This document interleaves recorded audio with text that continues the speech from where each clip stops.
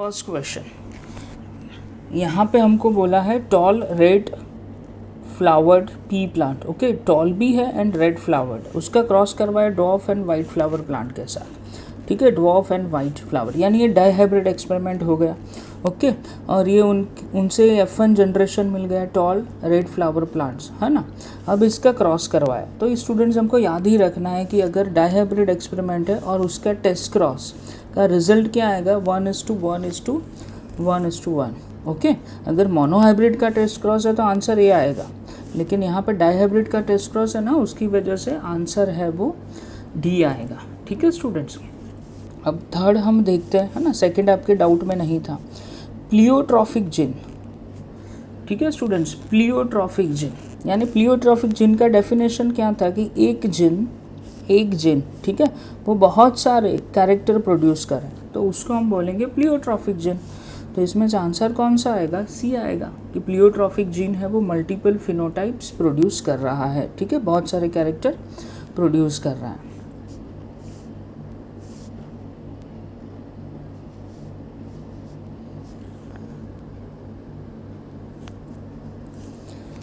Next question students, 7 number का question, inheritance of skin colour in a human beings is an example of. Students बहुत ही easy question, पॉलीजेनेटिक inheritance. Okay, यानी कि like बहुत सारे gene, पॉलीजेनेटिक inheritance यानी बहुत सारे जीन, ठीक है, वो एक ही कैरेक्टर को कंसीडर कर रहा है, एक ही कैरेक्टर को डेवलप कर रहा है। ठीक है, तो उसको हम पॉलीजेनेटिक इनहेरिटेंस बोलेंगे, और ये स्किन कलर उसका एग्जाम्पल है कि बहुत सारे जीन इकट्ठा होकर सिर्फ एक ही कैरेक्टर को कंट्रोल कर रहा है। ठीक है students, 8th number, which of the following prove an exception to Mendel's principle. ठीक है, यानी मेंडल्स का जो प्रिंसिपल है उसका एक्सेप्शन क्या है ना। तो उसका एक्सेप्शन है लिंकेज पूरा थियरी हमने पढ़ा हुआ है। ओके, कि मेंडल अंकल थे वो क्या बोल के गए थे कि इंडिपेंडेंट असॉर्टमेंट हो रहा है। ओके, और अगर जीन एक ही क्रोमोसोम के ऊपर प्रेजेंट है ना, कैपिटल ए स्मॉल है, यहाँ पे capital B small B, so A and B एक ही क्रोमोसोम के ऊपर प्रेजेंट है, तो वो सेपरेट नहीं होंगे, अगर क्रॉसिंग ओवर होगा तो ही सेपरेट होंगे, तो इसको हम लिंक जीन बोलेंगे। तो ये मेंडल अंकल का एक्सेप्शन है। ठीक है, चलो 9th question, when a gene pairs hides the effect of another gene, means एक जीन है वो दूसरे जीन का इफेक्ट को डेवलप नहीं होने दे रहा है। ठीक है, उसको हाइड कर रहा है, तो वैसे जीन को एपिस्टेसिस बोलेंगे। ठीक है स्टूडेंट्स, सपोज एक यहाँ पे ए जीन है और नीचे बी जीन है। ठीक है, तो ये जो बी जीन अगर प्रेजेंट है तो वो ए की इफेक्ट डेवलप नहीं होने दे रहा है ना, तो बी को हम क्या बोलेंगे, एपिस्टेटिक जीन, और ए जो है उसको हाइपोस्टेटिक जीन बोलेंगे। ठीक है, तो क्वेश्चन में हमको एपिस्टेटिक जीन दिया हुआ है ना, तो सी आंसर आएगा। An allele is dominant if it is expressed in. ठीक है, एलील वो डोमिनेंट है, अगर एलील डोमिनेंट हम बोलेंगे कि अगर कैपिटल टी है और कैरेक्टर डेवलप हो, and capital T small T condition है तभी भी कैरेक्टर डेवलप हो, तो ही वो जीन को हम डोमिनेंट जीन बोलेंगे। ठीक है, सो जो डोमिनेंट जीन है वो होमोजाइगस कंडीशन में, यानी capital T and heterozygous condition में कैपिटल टी स्मॉल टी दोनों में कैरेक्टर शो करना चाहिए, तो वैसे जीन को हम बोलेंगे डोमिनेंट जीन।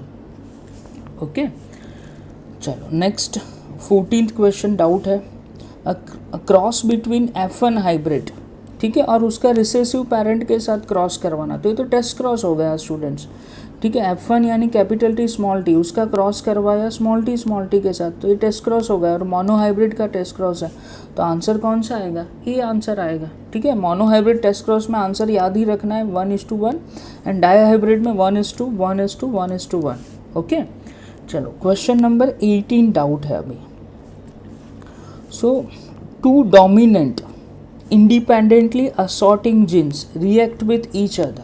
ओके, वो दो डोमिनेंट जीन है और वो दोनों एक दूसरे के साथ रिएक्ट कर रहे हैं। ठीक है, और कोई कैरेक्टर प्रोड्यूस होगा, है ना। तो स्टूडेंट्स ये आपको पढ़ाया हुआ है कि दो जीन है, सपोज कैपिटल ए स्मॉल ए और कैपिटल बी स्मॉल बी, है ना, एक जीन ये रहा और नीचे दूसरा जीन है। ठीक है, सो अगर कोई प्रोसेस है कोई प्रोसेस है, लाइक यहाँ पे कोई प्रोडक्ट बन रहा है, ठीक है, लेकिन वो जो प्रोडक्ट है ना वो 2 स्टेप के अंदर बन रहा है, ठीक है। तो फर्स्ट स्टेप के अंदर जो ए जीन है उसका एंजाइम काम करेगा, और जो सेकंड स्टेप है उसमें बी का एंजाइम काम करेगा, बी जीन का एंजाइम काम करेगा और ये प्रोडक्ट प्रोड्यूस होगा, ठीक है। तो ऐसे जीन को हम कॉम्प्लीमेंट्री जीन बोलेंगे, ठीक है। सो 2 इंडिपेंडेंट जीन है, ठीक है, और वो असॉर्ट भी हो रहा है और वो दोनों एक दूसरे के साथ काम भी कर रहा है ना, तो वैसे जीन को हम क्या बोलेंगे, कॉम्प्लीमेंट्री जीन। चलो नेक्स्ट क्वेश्चन स्टूडेंट्स, 18 के बाद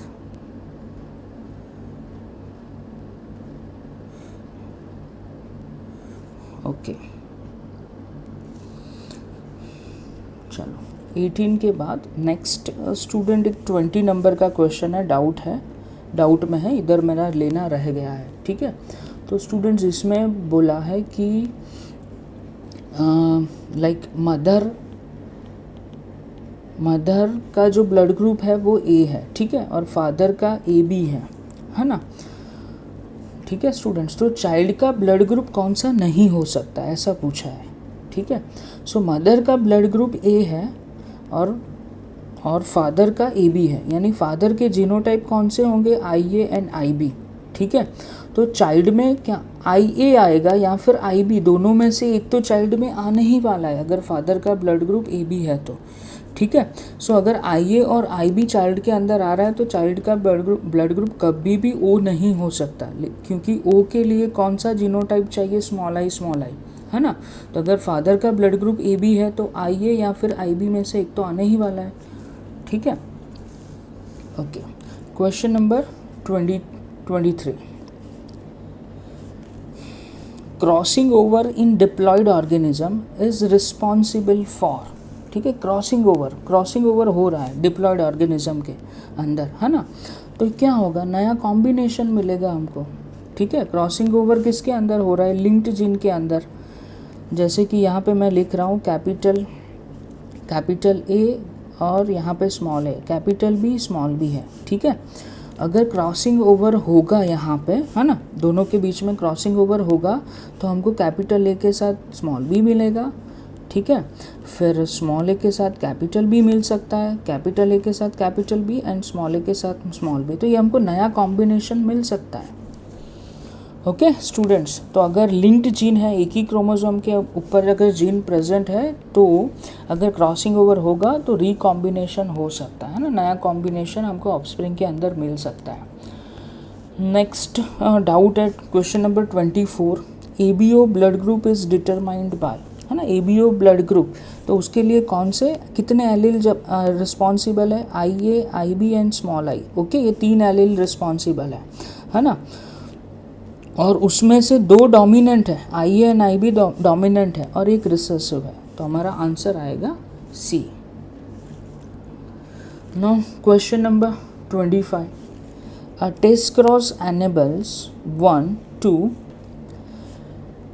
ओके, टेस्ट क्रॉस से क्या मिल सकता है हमको, तो ये थियरी तो आपको मालूम है, इसका डेफिनेशन ही है कि टेस्ट क्रॉस से अगर कोई भी हमारे पास कोई भी ऑर्गेनिज्म है, ठीक है, तो वो होमोजाइगस डोमिनेंट है, ठीक है, या फिर हेट्रोजाइगस डोमिनेंट है ना, वो हम पता कर सकते हैं। सपोज हमारे पास टॉल प्लांट है तो वो होमोजाइगस डोमिनेंट कैपिटल टी है या फिर वो कैपिटल टी स्मॉल टी है, ये हम पता कर सकते हैं किसके थ्रू, टेस्ट क्रॉस के थ्रू, ठीक है स्टूडेंट्स। तो यहाँ पे आंसर आएगा B. Question number 26, in keeping with the law of independent assortment what is actually assorted, okay, कि लॉ ऑफ इंडिपेंडेंट असॉर्टमेंट है, ओके, जो हमको मेंडल अंकल ने दिया था, है ना, तो उसमें एक्चुअल में असॉर्टमेंट यानी सेपरेशन क्या हो रहा है, हाँ, सेपरेशन किसका होगा, तो स्टूडेंट सेपरेशन होमोलोगस क्रोमोसोम का होगा, ठीक है। होमोलोगस क्रोमोसोम का कैसे है कि जैसे ये फर्स्ट पैर, सेकेंड पैर ऑफ क्रोमोसोम है, थर्ड पैर ऑफ क्रोमोसोम है, ठीक है, और इधर जो जाइगोट है उसमें ये सपोज जाइगोट है ना, तो एक क्रोमोसोम इधर आएगा, ठीक है, और ये जो दूसरा है वो यहाँ पे आया, तो कौन सेपरेट हुआ, ये होमोलोगस पैर सेपरेट हुआ, ठीक है। फिर ये दूसरा क्रोमोसोम है, ठीक है, उसके दो लाइक दूसरा क्रोमोसोम है, ठीक है, और उसके अंदर ये जो होमोलोगस पेयर है, तो एक इधर आएगा और एक इधर जाने वाला, तो होमोलोगस क्रोमोसोम सेपरेट हो रहा है, ठीक है। सो 26 में आंसर सी आएगा। फिर उसके बाद स्टूडेंट्स क्वेश्चन नंबर 29 डाउट है। So in sweet pea the epistatic interaction, students epistatic का ऑलरेडी थियरी हमने पढ़ा हुआ है ना, पूरा डिटेल में हमने वो थियरी पढ़ा हुआ है, ठीक है। तो उसमें आप रेशियो देख लो कि उसमें फिनोटाइपिक रेशियो क्या है, तो अगर वो आपको आंख बंद करके ही टिक करना है कि एपिस्टैटिक जीन है तो उसका फिनोटाइपिक रेशियो 9:7 है। ऑलरेडी हमने वो पूरा थियरी पढ़ा हुआ है, ठीक है, तो वो थियरी एक बार रिवाइज कर लो। Next question 31 polygenes. Okay, polygenes means multiple genes, genes which control continuously variable characters like height, weight, है ना, स्किन कलर। सो ये सब हमने लिखा हुआ है, human intelligence, milk production in kettles वगैरह। ओके, सो बहुत सारे जीन हैं वो एक कैरेक्टर का कंट्रोल कर रहा है ना। प्लियोट्रॉफिक जीन का उल्टा है, ठीक है, तो इसके अंदर आंसर कौन सा आएगा, ए आंसर आएगा, ठीक है students. Multiple alleles control the character of, multiple alleles control the character of, इसका बेस्ट एग्जांपल कौन सा है, ब्लड ग्रुप, ठीक है स्टूडेंट्स। सो 32 में क्या आएगा answer, blood group multiple alleles का एग्जांपल है। Question number 34 gene located on same locus but having different expression, है ना, कि जीन एक ही लोकस पे प्रेजेंट है, ठीक है, जीन एक ही लोकस पे प्रेजेंट है लेकिन उसके एक्सप्रेशन डिफरेंट होंगे, ठीक है, तो उसको ही हम मल्टीपल एलील बोलेंगे, उसका डेफिनेशन ही है। फिर question number 35 which one of the following is sex linked disease, है ना, यानी एक्स क्रोमोसोम के ऊपर उसका जीन प्रेजेंट होगा, ठीक है। सो ये हमको याद रखना है, ये हीमोफीलिया डिजीज है, ठीक है, तो उसका जीन जो है वो एक्स क्रोमोसोम के ऊपर प्रेजेंट है। Next question number 37 okay, the substance which cause a definite change in gene is called, students ये हम जो म्यूटेशन वाला थियरी है वो हम 6th चैप्टर में पढ़ने वाले हैं, ठीक है, उसके अंदर आएगा। लेकिन ऐसा सब्सटेंस की जो डीएनए को ब्रेक करा है उसमें वेरिएशन के लिए रिस्पॉन्सिबल है, ठीक है, तो उसको हम बोलेंगे म्यूटाजन, है ना। डीएनए में चेंजेस आ रहे हैं तो वो प्रोसेस को हम क्या बोलने वाले हैं, म्यूटेशन, और उसके लिए जो रिस्पॉन्सिबल सब्सटेंस है उसको हम म्यूटाजन बोलेंगे। ओके, चलो क्वेश्चन नंबर 38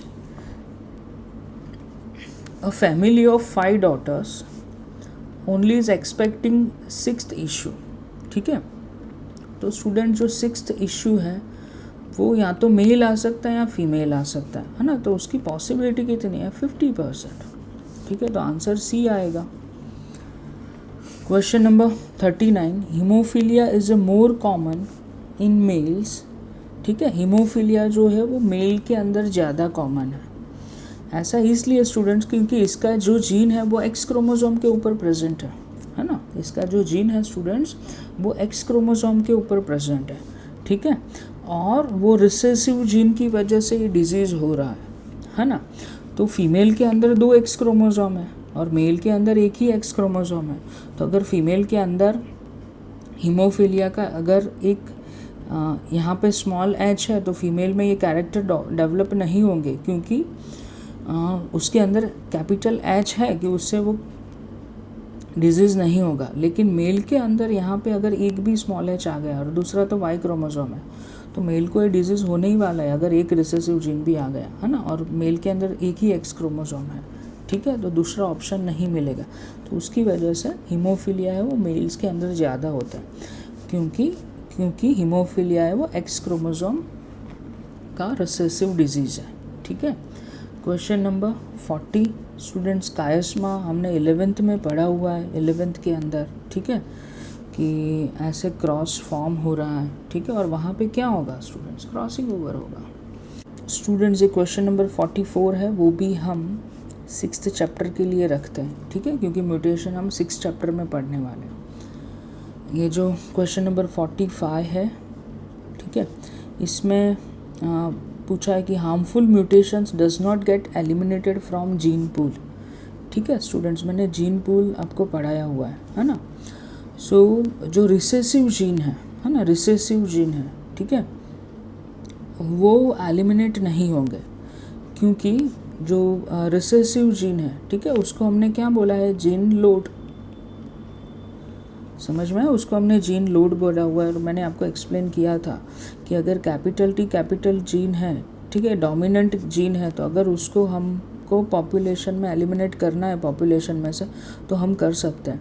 लेकिन जो रिसेसिव जीन है उसको हम पॉपुलेशन में से एलिमिनेट नहीं कर सकते, क्योंकि वो ऐसे capital T small T form में भी हो सकता है ना। जो टॉल प्लांट्स है वो कैपिटल टी स्मॉल टी भी हो सकता है, कैपिटल टी भी हो सकता है। तो जो टॉल प्लांट कौन सा है वो हमको पता नहीं चलेगा, है ना। बहुत सारे एक्सपेरिमेंट हम नहीं कर सकते हर एक प्लांट के, ठीक है। तो इसको रिसेसिव जीन को एलिमिनेट करना टॉल प्लांट्स में से वो पॉसिबल नहीं है ना। सो हमारा आंसर बी आएगा कि they are recessive and carried by heterozygous individual. कि ये कैपिटल टी स्मॉल टी है ना, वो कैरी कर रहा है, तो उसको पॉपुलेशन में एलिमिनेट करना पॉसिबल नहीं है। ठीक है स्टूडेंट्स, क्वेश्चन नंबर 47 ये हमारा टॉपिक बाकी है, लेकिन इजी क्वेश्चन है, ट्राइजोमी, है ना। तो अगर डिप्लॉयड ऑर्गेनिज्म है, डिप्लॉयड ऑर्गेनिज्म, ठीक है, तो उसमें जो क्रोमोसोम का जो सेट है उसके अंदर 2 क्रोमोसोम होंगे, ठीक है।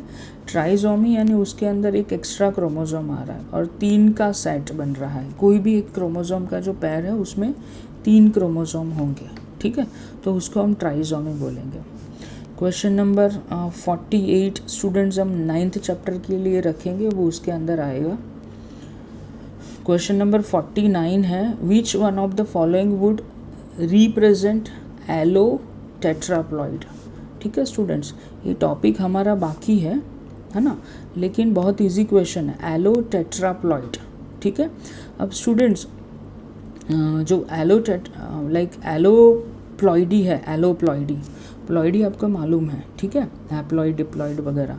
सो एलो टेट्राप्लॉइडी जो है वो 2 डिफरेंट स्पीसीज़ के जो ऑर्गेनिज्म है ना, उसमें हम हाइब्रिडाइजेशन करवाते हैं, आर्टिफिशियल हाइब्रिडाइजेशन, और जाइगोट फॉर्म करवाते हैं। ठीक है, तो एक स्पीसीज़ के अंदर अगर सपोज एक क्रोमोसोम है वो कैपिटल है, और दूसरे स्पीसीज़ के अंदर उसके गैमेट के अंदर कैपिटल बी है ना, तो यहाँ पे जो जाइगोट फॉर्म होगा उसके अंदर कैपिटल ए और कैपिटल बी आएगा।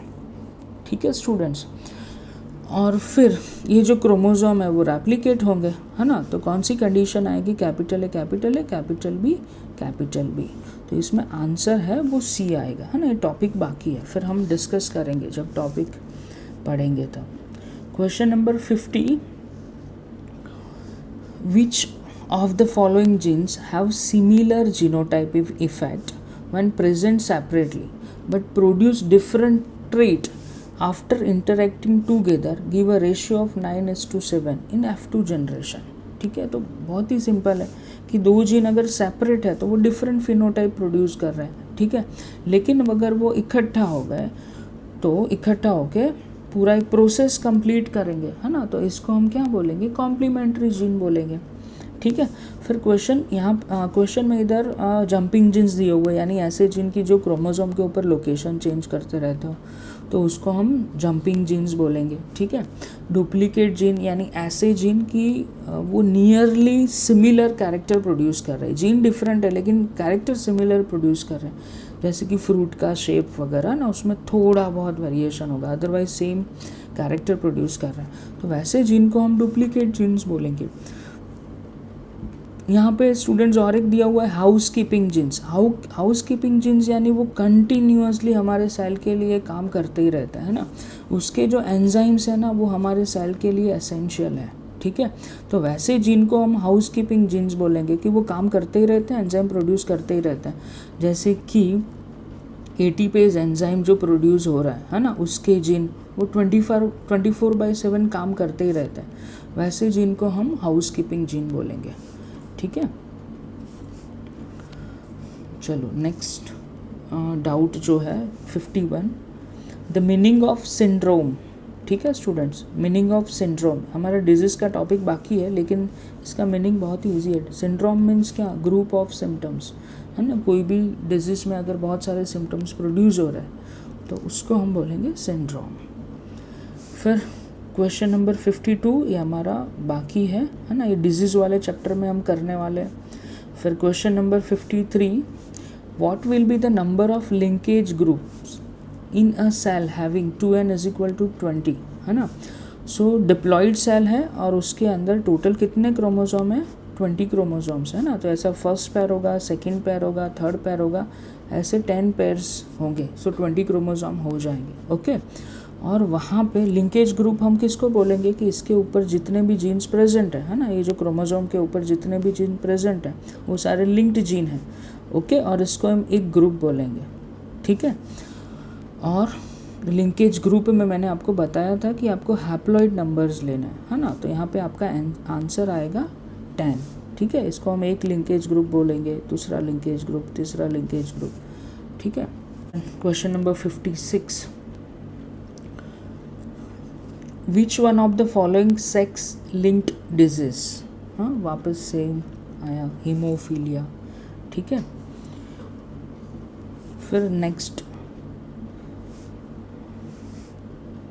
कि the exposure of X rays enhances the frequency of crossing over, ठीक है। क्योंकि उसकी जो एक्सरेज है वो सब की वजह से म्यूटेशंस वगैरह होने के चांसेस ज़्यादा है ना। तो उसकी वजह से क्रॉसिंग ओवर के चांसेस भी बढ़ जाएंगे। Which of the following statement is true about Mendel, okay. Mendel के लिए कौन सा स्टेटमेंट सही है। सो his discoveries concerning genetic inheritance was generally accepted by the scientific community when he published them during the mid 19th century। ये गलत है students, है ना। टेक्स्ट बुक में इंट्रोडक्शन में ही दिया हुआ है कि जब उनकी डेथ हो गई फिर बाद में वो सब वापस रिसर्च हुआ, ठीक है। फिर बाद में वो सबको एक्सेप्ट किया हुआ है।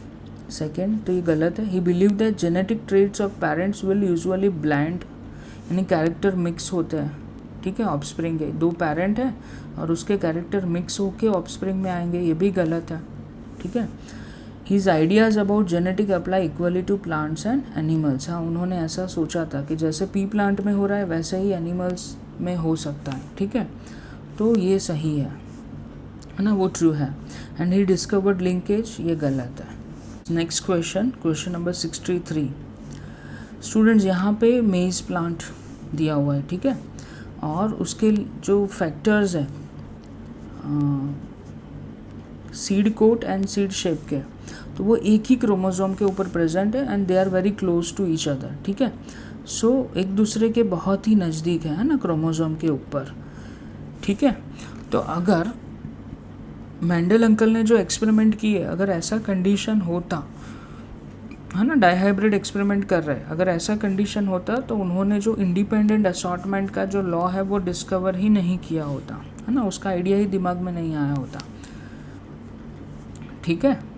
सो लिंकेज, ये लिंक्ड जीन है, ठीक है। और लिंक्ड जीन है उसमें ये जो मेंडल अंकल का इंडिपेंडेंट असॉर्टमेंट का लॉ है वो काम नहीं कर रहा है, ठीक है। मेंडल अंकल ने जो इंडिपेंडेंट असॉर्टमेंट का लॉ दिया वो किसके बेसिस पे दिया था, उनको रिजल्ट डाईहाइब्रिड एक्सपेरिमेंट में ये वाला आया था, उसकी वजह से उन्होंने लॉ दिया था, है ना। लेकिन अगर लिंक्ड जीन है तो ये रिजल्ट आता ही नहीं है, ओके स्टूडेंट्स। सो हम यहाँ पे देखते हैं क्वेश्चन नंबर 64। तो स्टूडेंट्स ये क्वेश्चन में क्या बोला है कि if Mendel had studied 7 traits, okay, और क्रोमोसोम्स कितने हैं, 12 क्रोमोसोम्स। एक्चुअल में जो पी प्लांट है उसके अंदर 14 क्रोमोसोम है ना, 7 पेयर्स ऑफ क्रोमोसोम है। लेकिन अगर 12 क्रोमोसोम्स यानी 6 पेयर्स अगर प्रेजेंट होते, ठीक है, तो जो 7 ट्रेट्स लिए हुए हैं ना उसमें से एक ही क्रोमोसोम के ऊपर ट्रेट्स आने की पॉसिबिलिटी बढ़ जाती, है ना। तो उसकी वजह से उन्होंने जो एक्सपेरिमेंट किया तभी उनको लिंकेज वाला थियरी मिल जाता। लेकिन उन्होंने जो 7 ट्रेट्स लिए थे ना उसके अंदर वो जो कैरेक्टर्स के जो जीन प्रेजेंट थे वो डिफरेंट क्रोमोसोम के ऊपर प्रेजेंट थे, है ना। तो उसकी वजह से वहाँ पे इंडिपेंडेंट असॉर्टमेंट हुआ था। तो अगर क्रोमोसोम नंबर्स कम होते, ठीक है, और 7 ट्रेट्स के जो जीन है उनके एक क्रोमोसोम के ऊपर आने की पॉसिबिलिटी बढ़ जाती, ठीक है। तो हम यहाँ पे डी आंसर सेलेक्ट करेंगे कि इंडिपेंडेंट असॉर्टमेंट का जो लॉ है वो उनसे डिस्कवर नहीं होता है ना, उसके जगह पे लिंकेज थियरी है वो डिस्कवर हो जाती। Okay, next question number 65। Students ऐसे टाइप के क्वेश्चन हमने किए हुए हैं, ठीक है, कि यहाँ पे क्या बोला है कि individuals homozygous for CD genes, ठीक है, were crossed with wild type. Okay, CD genes है और उसका क्रॉस किसके साथ करवाया हुआ है, वाइल्ड टाइप के साथ करवाया हुआ है, ठीक है, और उसके F1 हाइब्रिड के टेस्ट क्रॉस से ये रिजल्ट मिला है ना। तो पेरेंटल जीनोटाइप है वो ज़्यादा मिलता है और जो रिकॉम्बिनेंट है वो कम मिलेगा, ठीक है स्टूडेंट्स। तो ये जो टोटल प्रोजेनी प्रोड्यूस हुए इसका हम टोटल करें तो ये कितने होंगे, 2000 है, ओके। और उसके अंदर रिकॉम्बिनेंट कितने बने, ये जो रिकॉम्बिनेंट है वो 220 है, और इसके परसेंटेज निकालना है। इक्वेशन मैंने आपको पढ़ाया हुआ है कि total number of progeny and recombinant, ठीक है। सो इसके अंदर स्टूडेंट्स रिकॉम्बिनेशन कितना हुआ, 11% रिकॉम्बिनेशन हुआ है ना। तो डिस्टेंस कितना है, 2 क्रोमोसोम के बीच में डिस्टेंस कितना होगा, 11 मैप्स यूनिट, ठीक है। ये क्रोमोसोमल डिस्टेंस में मैंने आपको पढ़ाया हुआ है, तो देख लेना वो थियरी एक बार। स्टूडेंट्स बहुत ही इजी क्वेश्चन है, ठीक है। यहाँ पे हमको क्या बोला है कि जो F1 इंडिविजुअल है, ठीक है, F1 इंडिविजुअल ये उसका जीनोटाइप है ना, प्लस प्लस प्लस, ठीक है, AB है ना, ये इसका जीनोटाइप है। उसका हमको क्या करवाना है, टेस्ट क्रॉस करवाना है, तो उसका क्रॉस करवाएंगे हम स्मॉल ab के साथ, ठीक है। अब स्टूडेंट्स इससे हमको रिज़ल्ट क्या मिलने वाला है, इससे हमको रिज़ल्ट क्या मिलेगा कि इसके साथ जाइगोट फॉर्मेशन, फिर इसका इसके साथ सेम ही है ना, और इसका इसके साथ, तो इसका, तो हमको 2 टाइप के ही जाइगोट मिलेंगे, ठीक है। एक प्लस प्लस के साथ, ये प्लस प्लस के साथ AB आएगा, ठीक है, और AB के साथ AB आएगा, 2 टाइप के ही जाइगोट मिलेंगे, ठीक है स्टूडेंट्स। लेकिन हमको बाकी के दूसरे 2 कहाँ से आए, तो यहाँ पे क्रॉसिंग ओवर होगा, क्रॉसिंग ओवर हुआ है, ठीक है, टेस्ट क्रॉस के अंदर। तो क्रॉसिंग ओवर होगा तो क्या पॉसिबिलिटी हो जाएगी कि प्लस प्लस, फिर स्टूडेंट्स क्रॉसिंग ओवर हुआ तो वो प्लस के साथ B आ सकता है और A के साथ वहाँ पे प्लस चला जाए, ठीक है, यहाँ पे ये प्लस और B में एक्सचेंज हो गया और AB है ना। तो यहाँ पे ये 4 टाइप के क्रोमोसोम बन गए और यहाँ पे सिर्फ एक ही टाइप का क्रोमोसोम है, ठीक है। तो यहाँ पे जो AB है ना वो इधर स्टूडेंट सबके अंदर AB है, ठीक है, और ये 1 by 1 लिखा हुआ है, तो अब इसके ये पॉसिबिलिटी बन गई, ठीक है। तो 4 टाइप की जाइगोट की पॉसिबिलिटी बन गई क्योंकि यहाँ पे जब F1 का हमने टेस्ट क्रॉस करवाया तब F1 के अंदर क्रॉसिंग ओवर हो गया, ठीक है। तो हमको 4 टाइप के पेरेंट्स मिले, है ना स्टूडेंट्स। तो ये अब कॉन्फ़िगरेशन कौन सा होगा, ये कॉन्फ़िगरेशन होगा ट्रांस इसलिए स्टूडेंट्स कि अगर एक ही क्रोमोसोम पे अगर ऐसे जीन प्रेजेंट है ना, कि कैपिटल A के साथ कैपिटल B और इधर स्मॉल a और स्मॉल b, ठीक है, अगर ऐसा प्रेजेंट है, यहाँ पे कैपिटल है, यहाँ पे स्मॉल है, यहाँ पे कैपिटल B, यहाँ पे स्मॉल b, तो इसको हम सीस बोलेंगे। और इसका उल्टा कर दे कि कैपिटल A और इधर स्मॉल a है और इधर स्मॉल b और इधर कैपिटल B है ना, तो ये कॉन्फ़िगरेशन को हम क्या बोलेंगे, ट्रांस बोलेंगे। तो यहाँ पे आंसर आएगा C, क्योंकि यहाँ पे क्रॉसिंग ओवर हुआ ना, तो इसकी वजह से ट्रांस कॉन्फ़िगरेशन हो गया, है ना स्टूडेंट्स। अगर आपको इसमें दिक्कत आए तो जो प्लस प्लस है ना उसकी जगह पे आप कैपिटल A और कैपिटल B लिख के करोगे तो भी आपको इजीली समझ में आ जाएगा, ठीक है। और ये जो क्वेश्चन है ना स्टूडेंट्स वो प्लॉइडी का है, तो म्यूटेशन के टॉपिक के अंदर हम एक क्वेश्चन सॉल्व करेंगे, है ना। तो जो म्यूटेशन के 3-4 क्वेश्चन है ना वो बाकी रखते हैं, ठीक है।